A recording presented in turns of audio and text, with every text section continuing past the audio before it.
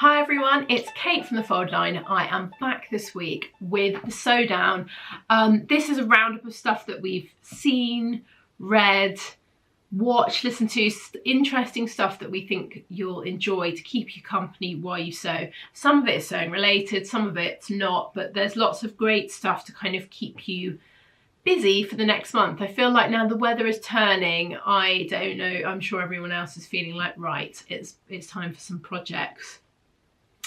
And there are some really nice things to talk to you about this week, so I'm going to get started. The first two things I've got are charity-based things, and then we're moving on to some other things. So the first one is the big sew off. So this is a event that Sew Over It run. It's to help Mind charity. It's on from the 7th to the 8th of November, and the idea, which sounds nuts, the Sew Over It team are sewing for 24 hours straight. There is like a live stream where you can tap in and watch them. And then they've got people coming to join them at parts of the kind of part way through.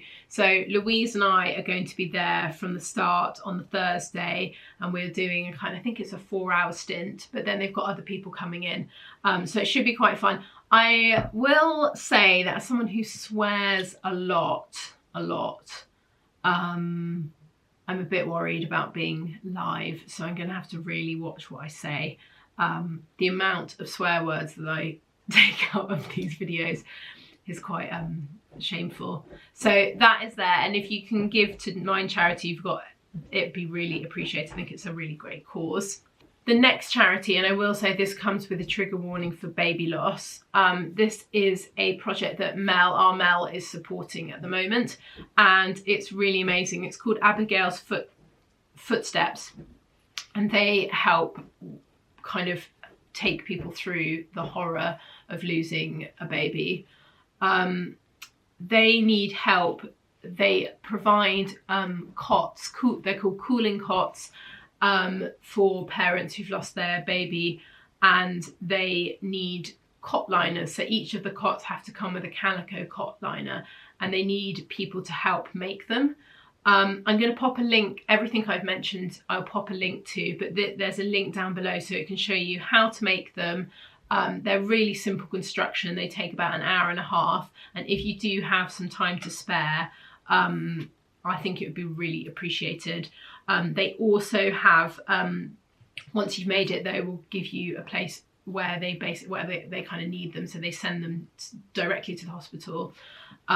So yeah, it's a really lovely cause, and if you do have a bit of time and available, then I know that they'd really appreciate it. So next up, we're moving on to, I've got something, just a visual feast if you haven't seen this artist yet. So Emily Van Hoff is she's a quilt maker, but she's like a sculptural quilt maker. And there's just a really lovely article about what she does and what she makes.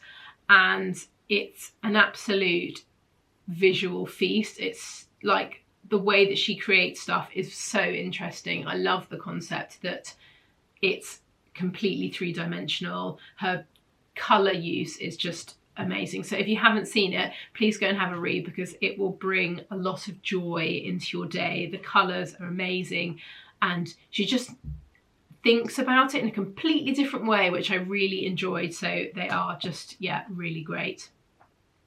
So moving on to some stuff to watch. First up, I've got a bingeable one, because they are all available. If you haven't yet seen on ITV MNS Treser Nation, you must go and watch it. It is it's like Project Runway in terms of its format. So there are, I think it's like 10 designers. Each week a designer goes, they get given a brief, and they have to deliver. The interesting thing about it is that it is in association with Marks and Spencer. So the person who wins at the end will be getting a job at Marks and Spencer, which I really love. I think it's a really clever move for Marks and Spencer as a marketing campaign, but it's also great to kind of see the people behind such a sort of iconic British brand. I mean, most people have an item from Marks and Spencer in their closet, whether it's a coat, a pair of pants, a bra, you know. I just thought it was a really interesting concept, and it's great if you want to watch them because they're all up there live now. And extra excitingly is Sandeep from the fabric shop System Intaka is in it. So I'm not going to spoil and tell you where she gets to, but it's definitely worth going and having a watch. I think it's really exciting, and it's extra exciting seeing someone that we know on there. It's lovely to have someone from the sewing community. So yeah, definitely go and watch that, and they're all available now, so you can binge to your heart's content. The next TV thing is something that I have just watched the first episode of, and I was like, oh, I must mention this because I think everyone will really like it. It's on Apple TV and it's called La Maison, and it is a drama about a fashion house. I found this article in Variety, which I thought was great if you want to kind of read a bit more about it and who's in it. But they were saying, which I completely agree with, in the past, they've tried to do shows like this about a particular fashion house.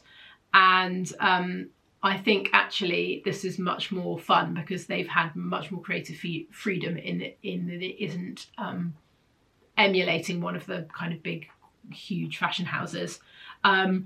It's really great outfits. It's well, like everything on Apple TV is really fantastic. So it's worth watching if you want something. So I'm starting, you know, when you've like watched the first episode and you're like, right, I just need to go now and watch all of them. Next up is I spoke about this a while ago, and it's a film called The Nettle Dress. It's a film that follows a textile artist that takes 7 years to make a dress, and she grows the crop, makes it into thread. I watched the trailer and it's so beautifully shot. I think all of us will really, really love it. It was in cinemas, and now it is available to watch online. So if you weren't able to make it, you can now watch it online. So it runs from the 15th of November to the 2nd of December. So you've got there's a 2-week batch where you can watch it. So kind of add that to your diary. I think you can actually I'll pop a link. You can actually pre-order. I think you have to pay to watch it. Pre-order it now so that when it comes and released, you know, most of us, like myself, I would forget. So if you are a forgetful person, you can pre-order it. But I am definitely going to watch this. I think it's going to be beautiful. So that will be a really nice evening. Then last but not least in the watching, someone sent this in actually, and it is such an incredible video. It's about a lace factory in the UK, and they're like the last lace factory in the UK that's running. They make lace for all the big fashion houses, and they're talking about how basically it's sort of a dying industry, but also no one's going to know how to make these laces because there aren't young people coming in to kind of keep it going. And it's really interesting and really great. So if you haven't, it's only, I think it's like 8 minutes long, but it's really interesting. So if you haven't seen that yet, make sure you go and watch it. This is like a little tutorial. I put it in because it was just a bit of fun and it was a familiar face. So on the BBC, there is something from Juliet, who was in the Sewing Bee, about how to make a Christmas stocking. And to be honest, I just always want to celebrate when someone within our community makes it onto a big website like the BBC. And there's a little video tutorial. I was actually thinking more for people who've got children who like to craft. This could be a really nice project to do together because it's a hand sewing project. She does blanket stitch around the edge of the stocking, so it could be a really nice one if you've got a kid who really likes crafting and is getting a bit into sewing. This could be a nice thing for you guys to do together. I was also thinking that you could make these miniature versions of these as a little decoration to hang on the tree. Anyway, so that's a nice project. If anyone has got children and living is in half term, this could be a nice like afternoon activity. Right, now we move on to podcasts, and there's quite a lot. I've got some good ones. So some of them are specific episodes that were really great of podcasts I've probably spoken about in the past, and then there's a couple of new ones. There are some for the true crime people. There is some murder as well. So first one is the Love to Sew podcast, which obviously we have mentioned multiple times because it is arguably one of my personal favourite of the sewing podcasts. I really loved this episode with it's about low waist design with Chris Wood. I really enjoyed listening. She spoke really fantastically about the design process, how her patterns work. It was just, you know, sometimes when you just hear a podcast episode and you're like, this is amazing. I've learned so much more than I thought I would, and she speaks so brilliantly and they interview it. It's just a really great episode. So if you haven't listened to that one yet, please do go and have a listen because it's really interesting. Then we've got, this is a new podcast that I found that someone recommended to me, a friend, and I really enjoyed it. So it's called Strangers on a Bench. Gosh, come on, Kate. Strangers on a Bench. So the concept is a guy, I think he's called Tom. Tom goes up to a complete stranger on a bench in, I think it's in London, and asks whether he can sit down and talk to them, and ends up having these incredible conversations with people about their life, and they're all really interesting. I've really enjoyed them. It seems like quite a random kind of concept and whether it would be interesting, but the people's life, as I love people's life stories, if that's sort of your thing, it's really great. They're half an hour each. They're really nice listen, and yeah, I really love them. I love the concept. I don't know about you guys, if you've probably at some point sat on a train or like you end up having a conversation with someone that you sometimes tell them things that you haven't told your family or your friends. Yeah, it was really great. So that's a really nice listen if you haven't found that one yet. This is a particular podcast episode, How to Fail by Elizabeth Day. I've spoken about this a lot. I really loved, if you haven't listened to the episode with Miranda Hart, she's such an amazingly interesting woman, and this episode particularly was really wonderful. She has just got a book out actually, and she is talking about how she had undiagnosed Lyme's disease for about 10 years. And I think particularly for my little brother has got Lyme's disease as well and was undiagnosed for 10 years.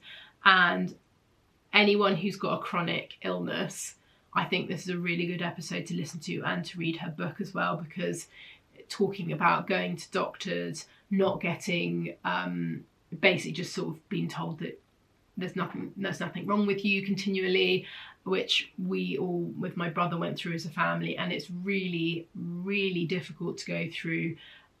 And yeah, it's a really great episode, and also she's hilarious in it. So yeah, it's a really fab one. So if you haven't listened to that one, it's definitely worth going and having a listen to. There's another particular episode. I've been listening to quite a lot of podcasts this month. The Conversations of Inspiration with Holly Tucker from Holly & Co.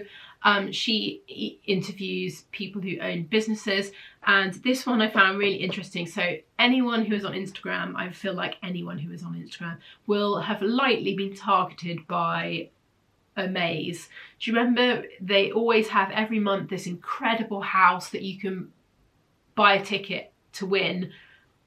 I literally sucker every month and pretty much sign up to buy a ticket to win this like amazing dream house.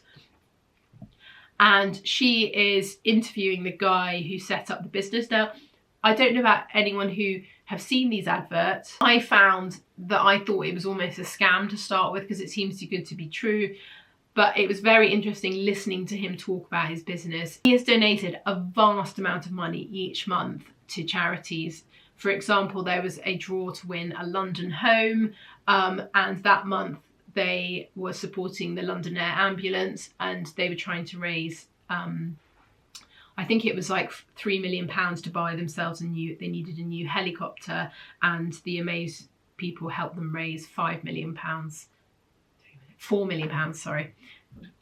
But yeah, it's a really great one, and I thought it was really interesting. So if you have kind of ever wondered how the whole process works in the business, it's really interesting. Then we've got these are the last 2 podcasts, and they are murdery. So if you don't like murder, now is the time to end. The first one is called Your Own Backyard. This is a documentary that investigates a girl in the US who went missing in 1996. It's really interesting. I'm halfway through it, and it's well produced, and he gets interviews with kind of all the people around the girl who went missing, and like it's really interesting. So I would definitely listen to that if you like kind of true crime. And then this is from Louise, which I haven't listened to yet, but I'm going to because it looks really great. Louise and I are very much into true crime. Rachel is as well, but probably Louise and I are the most murdery. So this is on the BBC Radio 4. It's called Worse Than Murder, Muriel is Missing. And it's about Muriel McKay vanishes in 1969. Her family and the police are baffled. Then the phone rings. A kidnapper's demanding £1 million ransom. And this is the story. I'm sure many people will remember this. Kidnappers were actually targeting Rupert Murdoch's wife, and they abducted Muriel by mistake, and she was never seen again. And it's investigating what happened to her. No one ever saw her again, and they don't understand. Like, it baffled kind of everyone. Anyway, so that looks like it should be really great. And that is it from me this week. I hope that was good and you found some nice stuff to kind of keep you company. Obviously, everything I've mentioned, there'll be links down below, so if you want to go and listen to anything or read anything or watch anything, it'll all be there for you. Have a lovely, lovely rest of your weekend. Bye.